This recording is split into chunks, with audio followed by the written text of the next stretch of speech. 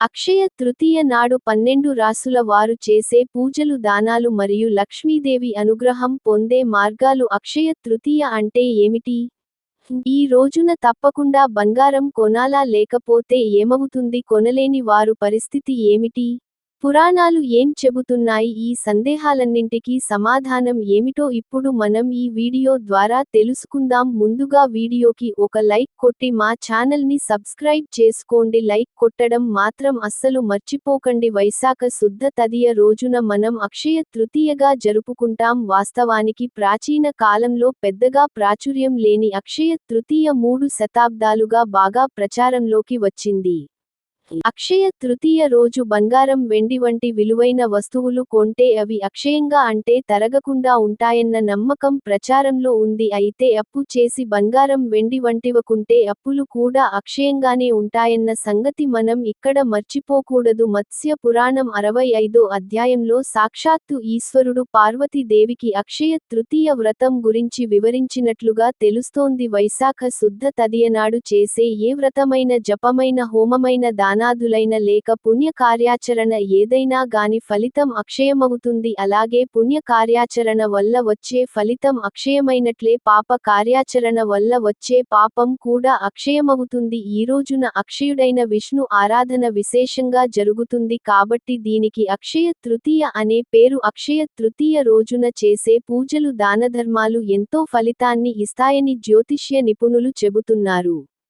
ఈ రోజున లక్ష్మీనారాయణలను సంపదకు అధిపతి అయిన కుబేరుడుని పూజిస్తారు. ఈ పూజలో కొన్ని పరిహారాలు చేస్తే జాతకరీత్యా దోషాలు తొలగుతాయని పండితులు చెబుతున్నారు. ఇప్పుడు ఏ రాశి వారు ఏ పూజ చేయాలి, ఏ వస్తువు దానం చేయాలో ఇప్పుడు తెలుసుకుందాం. తెలుగువారి కొత్త సంవత్సరం ప్రారంభమై నెల రోజులు కావస్తుంది. మరికొద్ది రోజుల్లో చైత్రమాసం పూర్తయి వైశాఖ మాసం వస్తుంది. హిందూ పురాణాల ప్రకారం వైశాఖ మాసం శుక్ల తదియ రోజున అక్షయ తృతీయ ఈ ఏడాది ఏప్రిల్ 30వ తేదీన జరుపుకుంటారు. ఈరోజు చాలా ప్రాముఖ్యమైన రోజని ఈరోజు ఏ వస్తువు కొన్న అక్షయపాత్ర మాదిరిగా జనాభివృద్ధి చెందుతుందని పండితులు చెబుతున్నారు. మేషరాశి. ఈ రాశి వారు తులసి మొక్క దగ్గర లక్ష్మీనారాయణకు అవగాహన చేసి లక్ష్మీ అష్టోత్తరంతో అమ్మవారిని పూజించి సంధ్య సమయంలో సూర్యాస్తమయం ఆవు నెయ్యితో దీపం వెలిగించాలి. అక్షయ తృతీయ రోజున ఉదయాన్నే నిద్ర లేచి ఇల్లంతా శుభ్రం చేసుకుని దగ్గరలోని దేవాలయానికి వెళ్లి వినాయకుడిని పూజించండి. ఆ తర్వాత దేవాలయ పూజారికి గోధుమలు దానం చేయాలి. గోమాతకు తోటకూరను ఆహారంగా పెట్టాలి. వృషభ రాశి. ఈ రాశి వారు విష్ణుమూర్తిని పూజించి విష్ణు సహస్రనామం పారాయణం చేయాలి.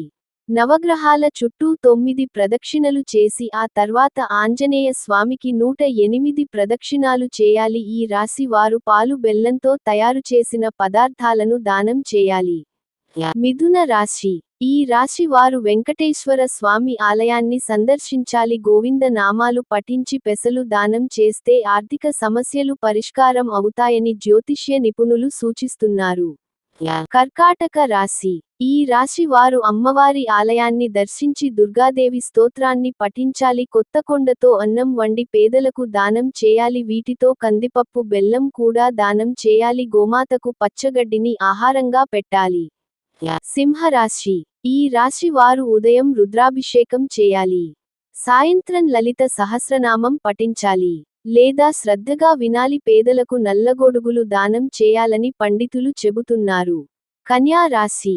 ఈ రాశి వారు ఉదయం సాయంత్రం తులసి చెట్టు దగ్గర దీపం వెలిగించాలి. దుర్గాదేవిని పూజించాలి. పేదలకు పాయసాన్ని దానం చేయాలి. తులారాశి. ఈ రాశి వారు హనుమంతుడికి ఆకు పూజ చేసి వడమాల సమర్పించాలి. హనుమాన్ చాలీసా 11 సార్లు పారాయణం చేసి పేదలకు చెప్పులు బూట్లు దానం చేయాలి. గోమాతకు గోధుమలు తవుడు కలిపి ఆహారంగా పెట్టాలి.